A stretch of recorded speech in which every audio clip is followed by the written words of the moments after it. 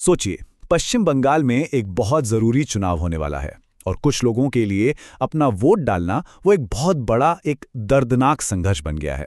आज की हमारी पड़ताल इसी कहानी की परतों को खोलेगी, जहां एक वोट सिर्फ एक अधिकार नहीं है बल्कि अपनी पहचान बचाने की लड़ाई है। ये शब्द हैं अली अकबर के, जो खुद एक पोलिंग ऑफिसर हैं।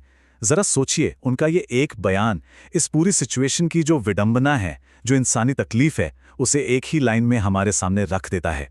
अली अकबर की कहानी सुनकर दिल दहल जाता है। पर यह कहानी सिर्फ उनकी नहीं है, ये कोई अकेली घटना नहीं है। आगे हम देखेंगे कि ये तो एक बहुत बड़े सिस्टमैटिक संकट का सिर्फ एक चेहरा भर है। और यहीं पर जो आयरनी है वो और भी गहरी हो जाती है। सोचिए, एक इंसान जो डेमोक्रेटिक प्रोसेस को कामयाब बनाने में लगा है, उसी का परिवार उस प्रोसेस से बाहर कर दिया गया है। उनकी पत्नी का केस एक ब्यूरोक्रेटिक भूल भुलैया में फंस गया है और कहीं से कोई जवाब नहीं मिल रहा। तो सवाल उठता है कि अगर ये सिर्फ एक परिवार की कहानी नहीं है, तो फिर ये संकट आखिर कितना बड़ा है? कितने लोग हैं जो इससे जूझ रहे हैं? और ये आंकड़ा सच में चौंकाने वाला है। 34 लाख, जी हां, 3.4 मिलियन, इतने लोगों ने वोटर लिस्ट से अपना नाम हटाए जाने के खिलाफ अपील फाइल की थी। ये एक दो लोगों की नहीं, बल्कि लाखों लोगों की कहानी है जो अपने सबसे बेसिक डेमोक्रेटिक राइट के लिए लड़ रहे हैं। तो सवाल यह है कि आखिर लाखों लोग इस सिचुएशन में पहुंचे कैसे?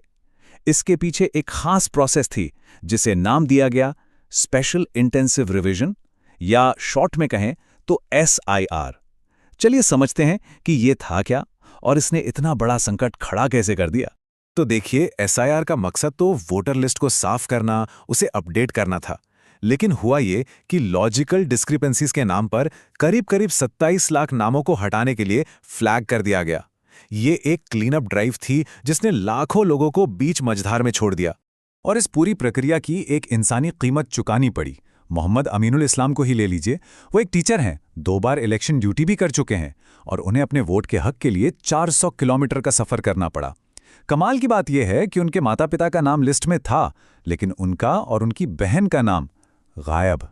और जब उन्होंने वजह पूछी तो किसी के पास कोई जवाब ही नहीं था।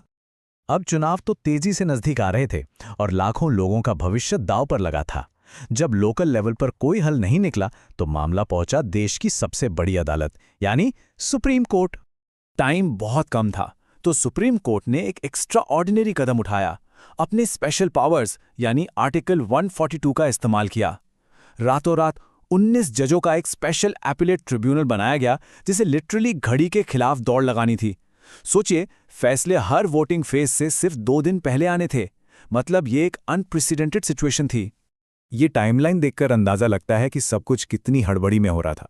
13 अप्रैल को सुप्रीम कोर्ट ने ऑर्डर दिया और बस 10 दिन बाद 23 अप्रैल को जो पहला फेज था वोटिंग का, उससे ठीक पहले पहली लिस्ट आई। मतलब चारों तरफ सिर्फ प्रेशर और अनिश्चितता का माहौल था। तो इस पूरी कानूनी भागदौड़ और ब्यूरोक्रेटिक उलझनों के बाद पहले फेज की वोटिंग के लिए बस कुछ ही लोग, एक छोटा सा ग्रुप, अपना हक टाइम पर वापस पा सका। मीडिया ने उन्हें लकी या खुशनसीब कहा, लेकिन जैसा कि हम देखेंगे, उनकी कहानी में भी एक बहुत गहरी आयरनी छिपी थी। जरा इन आंकड़ों पर एक नजर डालिए।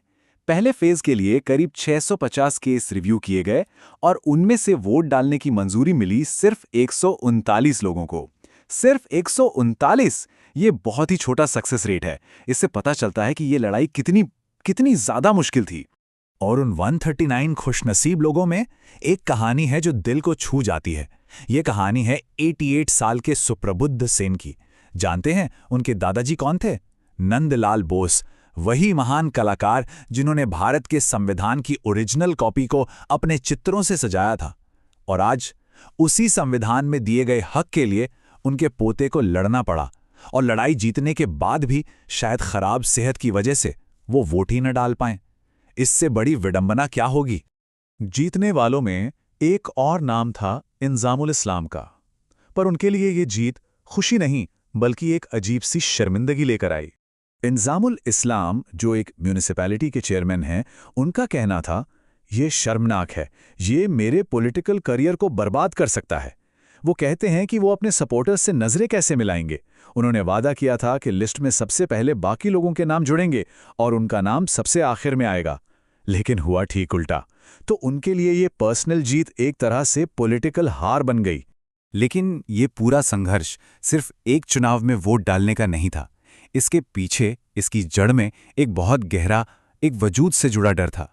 डर ये कि वोट का हक छीनना तो बस पहला कदम है। रबीउल मलिक के ये शब्द उस डर को बिल्कुल साफ साफ बयान करते हैं।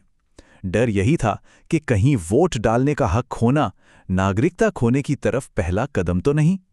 सवाल सीधा था, अगर हम यहाँ के नागरिक नहीं हैं तो हम जाएंगे कहाँ? और 68 साल के अहमद हुसैन इस डर को सीधे सीधे पॉलिटिकल बयानों से जोड़ते हैं। वो कहते हैं कि वो नेताओं के बयान सुन सुन कर डर गए हैं।